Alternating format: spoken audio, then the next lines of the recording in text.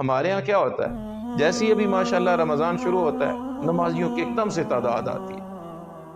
مساجد بھر جاتی ہیں، جہاں 5 10 20 نمازی ہوتے ہیں وہاں 70 80 100 200 نمازی ہو جاتے ہیں۔ تو پھر ایک جملہ جیسی رمضان شروع ہوتا ہے نا، سوشل میڈیا پہ ایک جملہ چلنا شروع ہو جاتا ہے کہ مساجد کو صاف ستھرا کر لو، مہینے کا نمازی آ رہا ہے،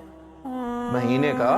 نمازی تنقید کر رہے ہیں، کیا کر رہے ہیں؟ تنقید کر رہے ہیں کہ صاف ستھرا کر لو مسجدوں کو، مہینے کا نمازی آ رہا ہے۔ اور بعض اوقات کیا ہوتا ہے، جو پکے نمازی ہیں نا وہ بھی کیا کرتے ہیں کہ جو ابھی